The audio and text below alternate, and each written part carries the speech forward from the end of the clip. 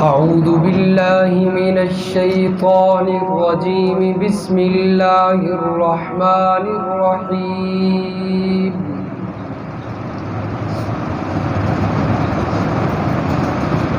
तिल्कद्दारुल आखिरतु नजअलुहा लिल्लज़ीना ला युरीदूना उलुव्वा।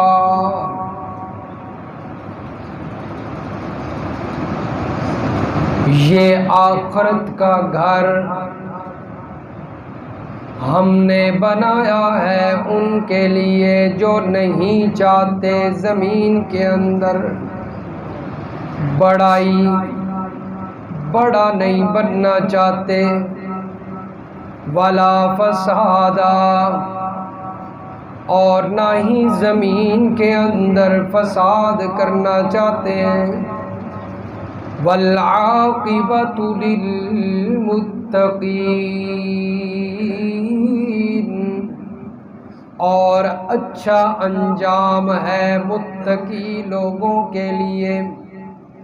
मन जाअ बिल हसनति फलहु खैरुम मिन्हा, जो शख्स आया भलाई के साथ नेकी के साथ, बस उसके लिए बेहतर है बदला। वमन जाअ बिस्सय्यिअति फला युज्ज़ल्लज़ीना अमिलुस्सय्यिआत, और जो बंदा बुराई के साथ आया बस नहीं बदला दिया जाएगा उन लोगों को जिन्होंने बुरी आमाल किए, इल्ला मा कानू यामलून, मगर वही जो वो अमल करते रहे उसी के मुताबिक बदला मिलेगा। इन्नल्लज़ी फ़रज़ अलैकल क़ुरआन, बेशक वो ज़ात जिसने आप पर कुरान फ़र्ज़ किया, लराद्दुका इला मआद, अलबत्ता वो लौटाएगा आप सल्लल्लाहु अलैहि वसल्लम को लौटने की जगह की तरफ। कुल रब्बी अअलमु मन जाअ बिल हुदा, फरमा दीजिए मेरा परवरदिगार खूब जानता है उस बंदे को जो आया हिदायत के साथ।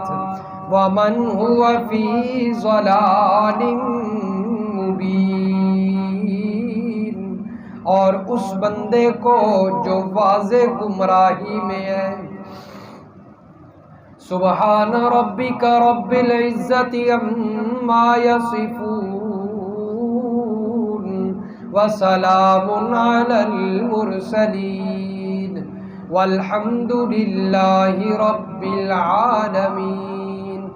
अल्लाहुम्मा सल्लि अला मुहम्मदिन व अला आलि मुहम्मद कमा सल्लैता अला इब्राहीम व अला आलि इब्राहीम इन्नका हमीदुम मजीद।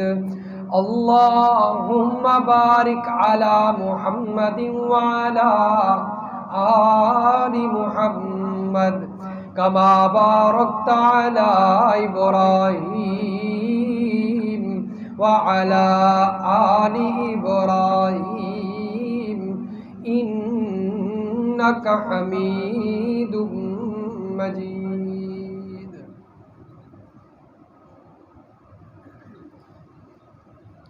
सूरतुल क़सस की आयत नंबर 83 से लेकर आयत नंबर 85 तक तिलावत की गई है।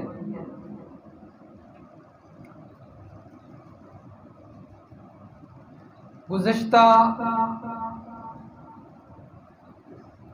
रुकू में अल्लाह तबारक व तआला ने क़ारून का वाक़या बयान फरमाया है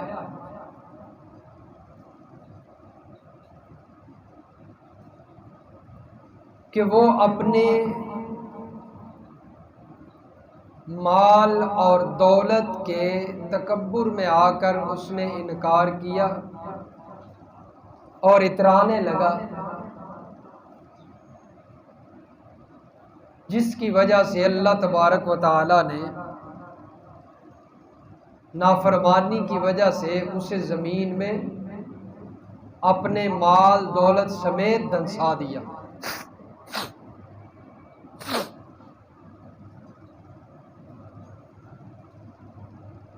दुनिया उसके पास बहुत ज़्यादा थी, जिसकी वो नुमाइश भी करता था।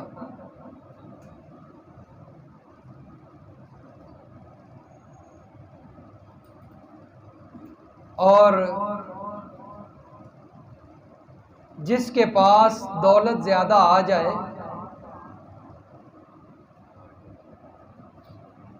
कारून की तरह, तो वो कारून की तरह ही अपनी दौलत की नुमाइश भी करता है। ये एक आम सी चीज़ है कि जिसके पास भी दौलत आई है तो वो उसकी नुमाइश ज़रूर करता है। बहुत कम ऐसे लोग हैं कि जिनको अल्लाह ने बहुत सारे माल से नवाजा हो और वो अल्लाह के रास्ते में खर्च करते हो, अपने माल की नुमाइश न करते हो।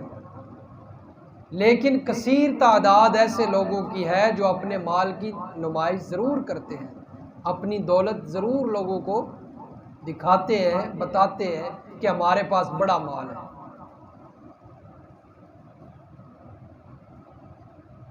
लेकिन मैंने पहले भी अपने उस्ताज़ी मुकर्रम की एक बात सुनाई है आपको कई दफ़ा, फिर सुना देता हूँ। हमारे उस्ताज़ी मुकर्रम फरमाया करते थे कि दो चीज़ें हैं, उनकी नुमाइश कभी ना करना। अगर उनकी नुमाइश करोगे तो खुद परेशानी में मुब्तला हो जाओगे। आप फिर सेव नहीं रहेंगे।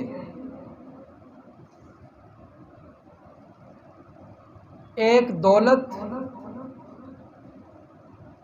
दूसरी औरत, इन दोनों चीज़ों की नुमाइश जब बंदा करता है तो बंदे के लिए परेशानियां शुरू हो जाती हैं।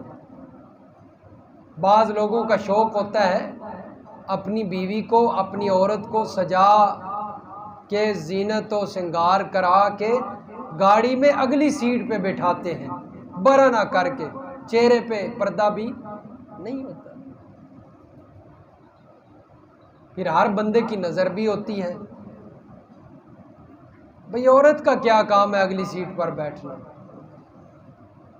जो हयादार लोग होते हैं वो अगरचे उनकी औरतें नकाब में बुरके में होती हैं, फिर भी उसे अपनी अगली गाड़ी की अगली सीट पे नहीं बिठाते, पिछली सीट पे बिठाते हैं। मैंने अक्सर को देखा है। तो औरत और दौलत की नुमाइश जो बंदा करता है वो खुद परेशानी में मुब्तला हो जाता है। तो इसलिए जिसको अल्लाह ताला दौलत से नवाज दे तो उसे नुमाइश नहीं करनी चाहिए। नुमाइश तो कारून का फेल था, उसको अल्लाह ने दौलत से नवाजा, वो नुमाइश किया करता था। जब भी घर से निकलना ज़ेबो ज़ीनत, श्रृंगार और इसी तरह मुलाजिमीन, सवारियाँ, पता नहीं क्या क्या लेकर निकलता था वो, सिर्फ नुमाइश हो जाए कि मेरे पास बड़ा ख़जाना है।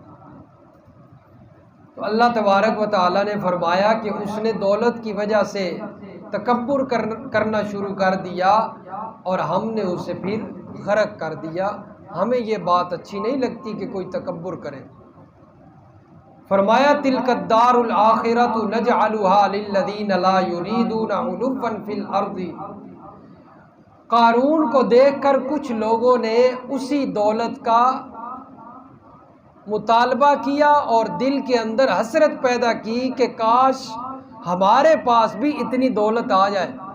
लेकिन जब उन्होंने देखा कि अल्लाह ने कारून को धंसा दिया ज़मीन में, फिर वही लोग दोबारा ये बात करते हुए नज़र आए कि अल्लाह ताला का बड़ा एहसान हुआ है कि अगर अल्लाह का एहसान न होता तो आज हम भी कारून के साथ ज़मीन में दंसा दिए जाते। उन्होंने इस चीज़ को माना फिर कि अल्लाह जिसे चाहता है रिज़्क वसी देता है, जिसे चाहता है तंग दे देता है, थोड़ा देता है, ये अल्लाह के इख्तियार में है। तो किसी को ज़्यादा रिज़्क मिल जाना, ज़्यादा रिज़्क की फरावानी हो जाना किसी के लिए ये अच्छी अलामत नहीं होती, ये कभी कभी आजमाइश भी होती है, जिस तरह के कारून के लिए आजमाइश हुई है। बड़ी दौलत मिली है लेकिन आजमाइश बन गई। इसलिए दौलत का मिल जाना, मैंने पहले भी अर्ज़ किया है, ये कभी कभी अल्लाह की तरफ से आजमाइश भी होती है। अल्लाह बंदे को आजमाते हैं कि मेरा बंदा पैसे वाला बनकर क्या करता है। इसलिए दौलत नहीं मांगनी चाहिए, जिस हाल में अल्लाह ने रखा हो उसी हाल पे शुक्र करना चाहिए, उससे ज़्यादा का मुतालबा नहीं होना चाहिए। जितना माल ज़्यादा आएगा, जितनी दौलत ज़्यादा आएगी, क़यामत वाले दिन हिसाब भी लंबा होता चला जाएगा। थोड़ा होगा तो जल्दी जल्दी हिसाब दे के आगे निकल जाएंगे, ज़्यादा होगा, इतना ज़्यादा होगा कि बंदे को पता ही नहीं होगा कि मेरे बैंक दौलत में कितना माल पड़ा हुआ है, तो फिर हिसाब भी तो उतना ही मुश्किल हो जाएगा। फरमाया कि आखिरत का जो घर है, जन्नत वाला घर है, ये उन लोगों के लिए जिन लोगों ने कभी बुलंदी का इरादा नहीं किया। जन्नत हमने उन लोगों के लिए बनाई है जो बड़ाई नहीं चाहते, दुनिया में बड़ा बनना नहीं चाहते।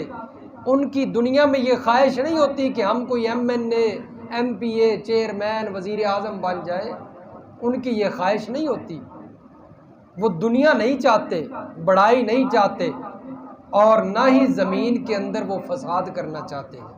उनके लिए अल्लाह फरमाते हैं हमने क्या बनाई है, जन्नत बनाई।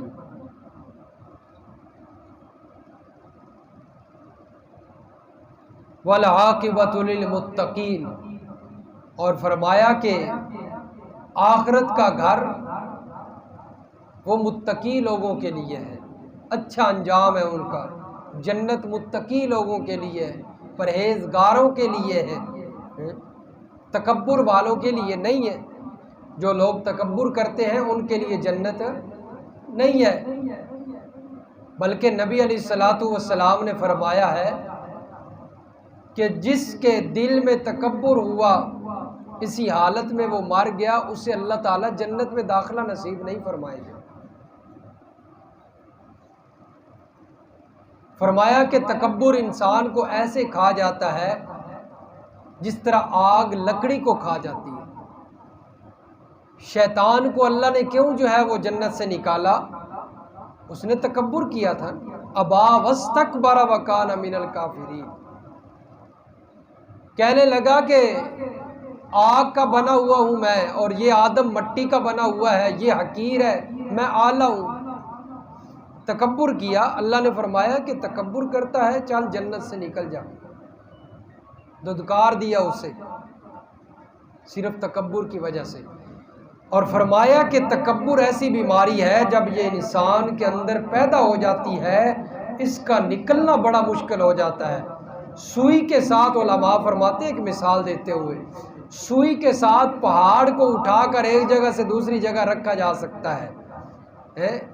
ये चीज़ अगर करनी होती ना, ये मुमकिन हो सकती थी, लेकिन इंसान के जिस्म से तकब्बुर को निकालना मुश्किल है। इसलिए तकब्बुर ना अपने अंदर आने दें, जब ये आ जाता है फिर निकलता नहीं। तकब्बुर है क्या? नबी अलैहिस्सलातु वस्सलाम ने जब तकब्बुर के बारे में सहाबा को खुतबा दिया, बयान फरमाया, नबी अलैहिस्सलातु वस्सलाम के सामने सहाबा ने पूछा कि या रसूलल्लाह, हमारा दिल करता है कि हम अच्छे कपड़े पहने, क्या ये तकब्बुर तो नहीं है? हमारा दिल करता है कि हम अच्छा खाएं, अच्छा पहने। आप फरमा रहे हैं कि ज़र्रा बराबर भी जिसके अंदर तकब्बुर हुआ तो उसके लिए ये ख़तरे का बायस हो सकता है। तो नबी अलैहिस्सलातु वस्सलाम ने फरमाया अच्छे कपड़े पहनना ये तकब्बुर नहीं है। क्यों? फरमाया कि अल्लाह ताला खूबसूरत है और अल्लाह ताला खूबसूरती को पसंद करते हैं, और ये अच्छा पहनना ये खूबसूरती है। अच्छा पहनना खूबसूरती है, ये तकब्बुर नहीं है। हाँ, तकब्बुर ये है कि बंदा हक बात का इनकार कर दे और दूसरे को हकीर समझने लगे। ये क्या है? तकब्बुर है। अच्छा कपड़ा पहन ले बंदा, लेकिन उस पर अल्लाह का शुक्रिया अदा करे, दूसरों को हकीर ना समझे जिन्होंने फटे हुआ लिबास पहना हुआ है, तो ये तकब्बुर नहीं बनेगा। हाँ, अच्छा कपड़ा पहनकर बाज़ार में इस तरह चलता है कि उसके जहन में दूसरे सारे लोग ये हकीर हैं, तो ये तकब्बुर बन जाएगा। ये क्या बन जाएगा? तकब्बुर बन जाएगा। अच्छी गाड़ी पे बैठ जाना ये तकब्बुर नहीं है। अच्छी गाड़ी का नीचे आ जाना, मिल जाना, ये तकब्बुर नहीं है। तकब्बुर तब बनेगा जब बंदा अच्छी गाड़ी पे बैठकर छोटी गाड़ी वाले को हकीर समझे। ये क्या बन जाएगा? तकब्बुर बन जाएगा। फरमाया ये चीज़ इंसान के अंदर नहीं होनी चाहिए। तो फरमाया जन्नत उन लोगों के लिए है जो तकब्बुर नहीं करते, फसाद नहीं करते। फसाद से क्या मुराद है? फसाद से मुराद जुल्म, ज़्यादती, कत्ल व गारत, और सबसे बड़ा फसाद शिरक है, कुफर है। सबसे बड़ा फसाद क्या है? कुफ्र व शिरक। फरमाया जो बंदा फसादी नहीं बनता उसके लिए जन्नत है। मन जा अबिल हसनति फलहु खैरुम मिनहा। जो बंदा फरमाया अल्लाह के यहाँ नेकी लेकर गया, फलहु खैरुम मिनहा, बस उसके लिए बेहतर बदला है, उसके लिए बेहतर बदला होगा। वमन जा अबिस्सय्यिआ, और जो बुराई के साथ आया, फला युजज़ल्लज़ीना अमिलुस्सय्यिआत, फरमाया फिर बुरे लोगों को बुरे अमलों का बदला मिलेगा। यही आयत जो है मिलती जुलती सूरतुल आराफ में भी आती है, वो हवाला देख लीजिए। सूरतुल आराफ, अनआम, आराफ का शुरू है, अनआम का आखिर है, वहाँ पर ये आयत मौजूद है। ये सफ़ा नंबर 181, सफ़ा 181, आयत नंबर सूरतुल अनआम की 161, सूरतुल अनआम की आयत नंबर 161।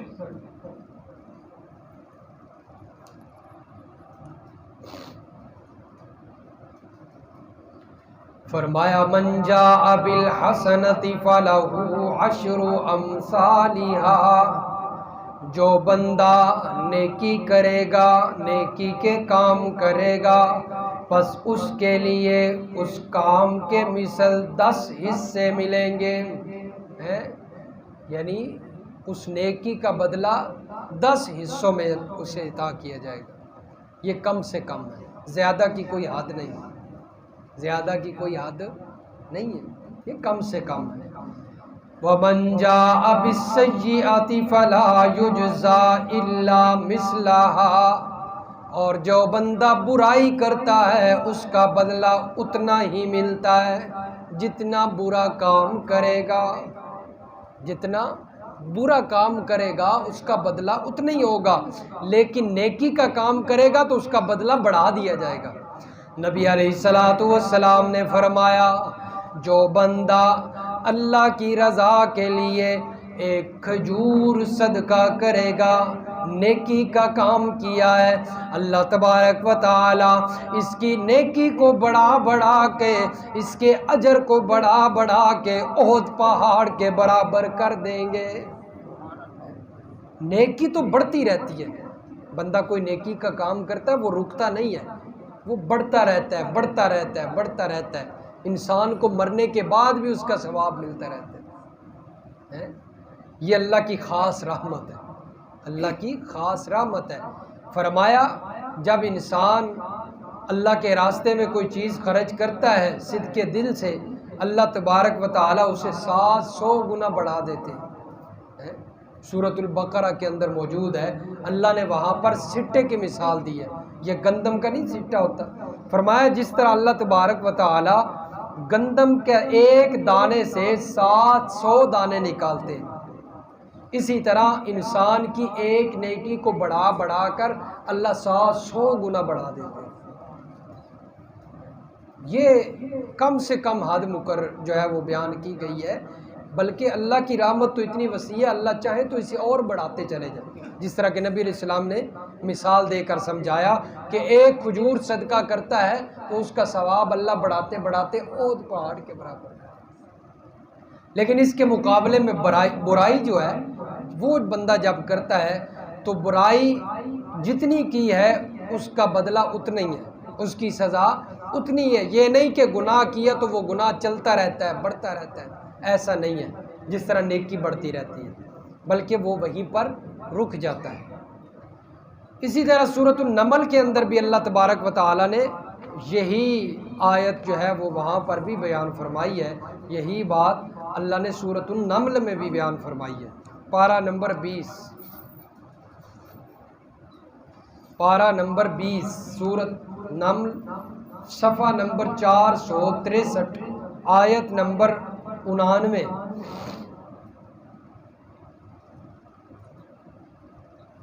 आयत नंबर 99 सफ़ा 463। फरमाया मन जाअ बिल हसनति फलहु खैरुम मिन्हा, जो बंदा आया नेकी के साथ, नेकी के काम किया, फलहु खैरुम बस उसके लिए बदला है, उस नेकी का बेहतर अजर है। वहुम मिन फज़इ यौमइदिन आमिनून, और ये लोग नेकी करने वाले लोग क़यामत वाले दिन की घबराहट से भी अमन में होंगे। क़यामत वाले दिन उसकी जो घबराहट होगी उससे भी क्या होंगे, अमन में होंगे। हैं, घबराहट तो होगी लेकिन अल्लाह तबारक व तआला इनकी नेकी की वजह से इनको उस घबराहट का एहसास नहीं होने देंगे। हैं, ये मतलब है। घबराहट तो अपनी जगह होगी, मुजरिमीन तो वहाँ पर घबराएंगे क़यामत वाले दिन। हैं, हौलनाकियाँ उसकी जो है वहीदात जो अल्लाह के पैगंबर ने सुनाई हैं, कुरान मजीद में आई हैं कि क़यामत का जो मंज़र है वो बड़ा हौलनाक मंज़र है, बड़ा खौफ वाला मंज़र है, उसकी घबराहट है बहुत ज़्यादा। वहाँ पर तो अल्लाह के नेक बंदे भी जो है वो लरज़ रहे होंगे। हैं? तो फरमाया कि जो बंदा नेकी करता है उसका अल्लाह रब्बुल इज़्ज़त बेहतर बदला अता करते हैं, और जो बंदा बुराई करता है तो उसको उसकी बुराई का बदला ज़रूर मिलेगा। तो अब ज़रा उन लोगों की बातों की तरफ भी ध्यान दीजिए कि जिनको कहा जाता है कि नमाज पढ़िए, लेकिन वो नमाज की तरफ नहीं आते तो बुराई की तरफ भाग भाग कर जाते हैं। और ज़हन में ये बात है कि अल्लाह गफूरुर रहीम है, अल्लाह माफ़ कर देंगे। और भाई अल्लाह गफूरुर रहीम तो है, लेकिन अल्लाह की एक सिफत मुंतकिम भी है, इंतकाम भी अल्लाह लेते हैं। बुरे लोगों से अल्लाह इंतकाम भी लेते हैं। एक तरफ वो बंदा है जो हर वक्त नेकी कर रहा है, नेकी के लिए जो है वो तकलीफ़ें उठा रहा है, बर्दाश्त कर रहा है, और एक तरफ बिल्कुल बंदा नेकी से साफ सुथरा दूर है और बुराई की तरफ मुब्तला है। तो इन दोनों को अल्लाह बराबर तो नहीं ना करेंगे। अगर इन दोनों को अल्लाह बराबर कर दे, दोनों को ही अल्लाह जन्नत में डाल दे, बुराई वाले को बगैर उसकी बुराई की सज़ा दी अल्लाह जन्नत में डाल दे, नेकी वाले को भी अल्लाह जन्नत में भेज दे, ये इंसाफ तो ना हुआ ना है। अल्लाह तो इंसाफ करेंगे। इसलिए अल्लाह गफूरुर रहीम है, हम मानते हैं, लेकिन अल्लाह इंतकाम भी लेने वाले हैं। अल्लाह ने खुद फरमाया है कि मैं इंतकाम लेता हूँ बुरे लोगों से। इसलिए ये जहन छोड़ दे कि अल्लाह मुआफ़ कर देंगे, और हमारी बख्शिश हो जाएगी। अगरचे हम जो है वो नमाजें ना पढ़े भी हैं, नमाजें पढ़ेंगे तो काम बनेगा, तिलावतें करेंगे तो काम बनेगा, नेक काम करेंगे तो काम बनेगा, वगरना वहाँ पर बड़े मुश्किल हालात बन जाएंगे। बड़ा मुश्किल मरहला है, हिसाबो किताब का बड़ा मुश्किल मरहला है। तो फरमाया कि बुरे लोगों को उनकी बुराई का बदला दिया जाएगा, सजा दी जाएगी। इन्नल्लज़ी फ़रज़ा अलैकल क़ुरआन लराद्दुका इला मआद, ये जो आयत करीमा है ये नबी अलैहिस्सलातु वस्सलाम के लिए तसल्ली है। फरमाया कि बेशक वो ज़ात जिसने आप पर कुरान को फ़र्ज़ किया है, जिसने आप पर कुरान को फ़र्ज़ किया है, लराद्दुका इला मआद, वो आपको ज़रूर लौटाएगा लौटने की जगह पर, असली वतन पर, असली जगह पर, असल जगह पर आपको लौटाएगा। इसकी दो तफसीरें की है मुफस्सिरीन ने। एक बात तो पहले ये समझ ले कि अल्लाह ने फरमाया है, अल्लाह ने उस ज़ात का जिक्र किया है जिस ज़ात ने आप पर कुरान फ़र्ज़ किया। तो इससे मालूम हुआ कुरान, जो लोग कहते हैं कि सुन लो ना सुनो, पढ़ो ना पढ़ो, मर्जी है, अल्लाह फरमा रहे कुरान फ़र्ज़ किया आप पर। तो कुरान जिस तरह नमाज ज़रूरी है, इसी तरह कुरान भी ज़रूरी है। कुरान का सीखना, कुरान का पढ़ना, कुरान का समझना ज़रूरी है, फ़र्ज़ है। बग़ैर कुरान समझे, बग़ैर कुरान सीखे कोई चारा नहीं है। अगर चाहते हैं कि हम कामयाब हो जाएं तो फिर नमाज की तरह कुरान को भी ज़रूरी समझें, इसको सीखें, इसको पढ़ें, इसको समझें कि कुरान कहता क्या है, कुरान कहता क्या है। कुरान समझेंगे तो बेईमानियाँ ख़त्म होंगी ना, कुरान समझेंगे, कुरान पढ़ेंगे तो धोखे ख़त्म होंगे हैं, कुरान समझेंगे तो फसाद ख़त्म होगा ना। अगर कुरान नहीं समझेंगे, कुरान नहीं पढ़ेंगे तो फसाद तो अपनी जगह पर बाकी रहेगा। फसाद है क्या? जिस तरह मैंने पहले अर्ज़ किया है, फसाद कुफ्र और शिर्क है, फसाद खिलाफ सुन्नत चलने का नाम है, फसाद खिलाफ सुन्नत चलने का नाम है। और आज ज़रा बताएं, हम कितने ऐसे काम हैं जो खिलाफ सुन्नत करते हैं, कितने ऐसे काम हैं। तो फसाद तो हो रहा है, फसाद हो रहा है। तो फसाद ख़त्म कैसे होगा? फसाद ख़त्म होगा कुरान के समझने से, कुरान पढ़ने से। जब हम कुरान नहीं समझेंगे तो फसाद अपनी जगह रहेगा, सुन्नत के ख़िलाफ़ चलते रहेंगे। कितने काम ऐसे हैं जो हम खिलाफ सुन्नत करते हैं, बल्कि हमारे तो ज़िंदगियों में सुन्नत है ही कोई नहीं, हम सुन्नत से हटकर ज़िंदगियाँ गुजार रहे हैं। बहुत कम ऐसी चीज़ें हैं जिनमें हम ख्याल करते हैं सुन्नत का। न सीरत में है सुन्नत, न सूरत में है सुन्नत, न सीरत में है सुन्नत, न सूरत में है सुन्नत। और हम अपने आप को कहलवाते क्या है? मुसलमान। हाँ, मेरी बातों पर बड़ी तवज्जो रखिए। न सीरत में है सुन्नत, न सूरत में है सुन्नत, कहलवाते क्या है? हम मुसलमान, मुसलमान ही दे होंगे। नबी अलैहिस्सलाम की सुन्नत से प्यार नहीं, और दावा है उस पैगंबर के दीन का कि हम तो पक्के मुसलमान हैं, हम तो पक्के इस्लाम के ठेकेदार हैं, हमसे बड़ा मुसलमान ही कोई नहीं। और अंदर क्या है? अंदर नबी की सुन्नत से नफरत भरी हुई है। इसलिए मेरे दोस्तों, अगर वाकई मुसलमान हैं हम, तो फिर उस इस्लाम के लेकर आने वाले नबी की सुन्नत से मोहब्बत करें, नफरत ना करें, उसे गटरों में ना बहाएं, उसे नालियों में ना बहाएं। जिस नबी को उस सुन्नत से इतना प्यार था जिसको आज हम नालियों में बहा देते हैं, हम उस नबी से इश्क का दावा करते हैं। नबी से इश्क करना तो, दावा करना तो बड़ा आसान है, लेकिन उसकी सुन्नतों पर अमल करना बड़ा मुश्किल है। इसलिए तो मेरे महबूब ने फरमाया था, जो मेरी एक सुन्नत को जिंदा करेगा इस गए गुजरे दौर के अंदर, फितने फसाद के दौर के अंदर, उसे अल्लाह 100 शहीदों के बराबर सवाब अता करेंगे। तो आज रखिए दाढ़ी, फिर नबी अलैहिस्सलाम की सुन्नत को जिंदा करके अपने चेहरे पे सुन्नत को सजा के 100 शहीदों का सवाब हासिल कर लीजिए।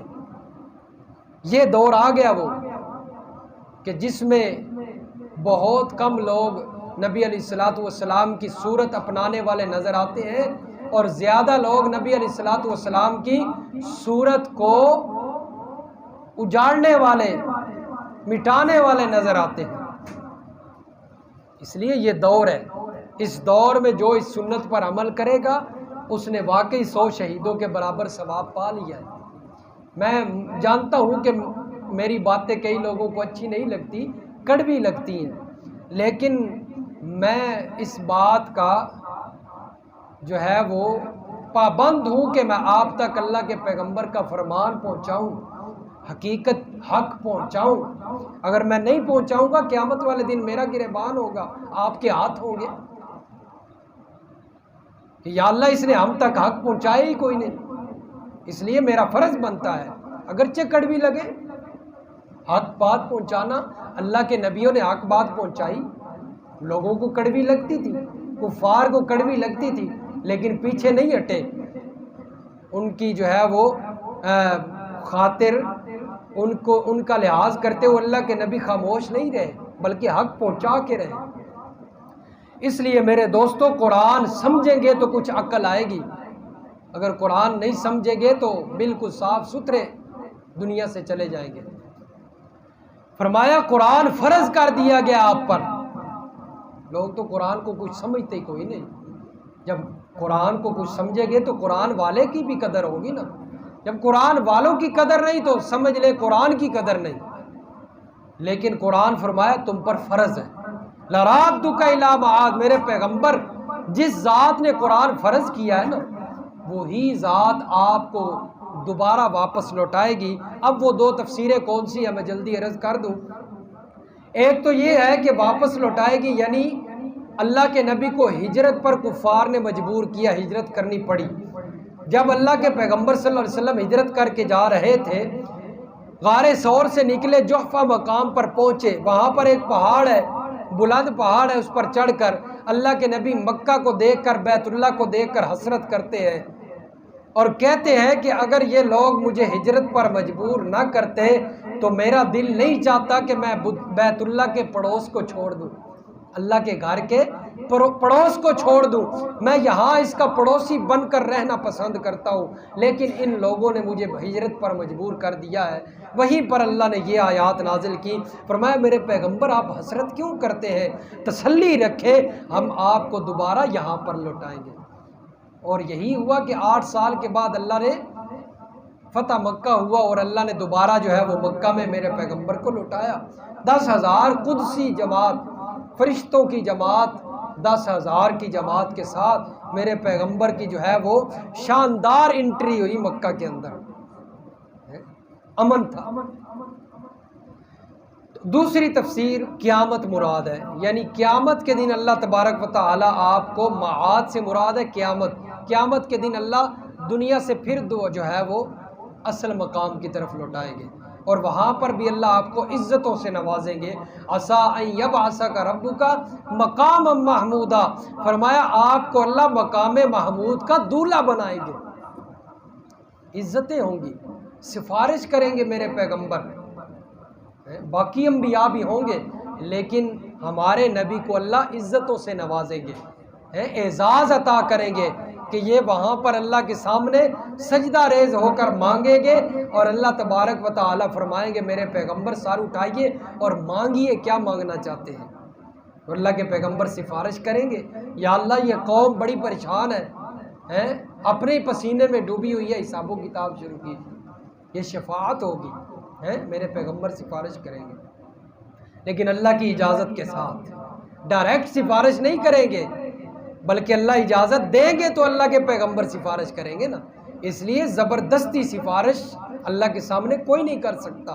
मंज़ल्लज़ी यशफ़अउ इंदहु इल्ला बिइज़्निह। फरमाया कुल रब्बी यालमु मन जाअ बिल हुदा, अल्लाह ताला जानते हैं, खूब जानते हैं कि कौन हिदायत के साथ आया है और कौन गुमराही लेकर आया है। अल्लाह को सब इल्म है दुनिया में कौन हिदायत लेकर जो है वो हमारे पास आया है और कौन गुमराही में मुब्तला होकर आया है।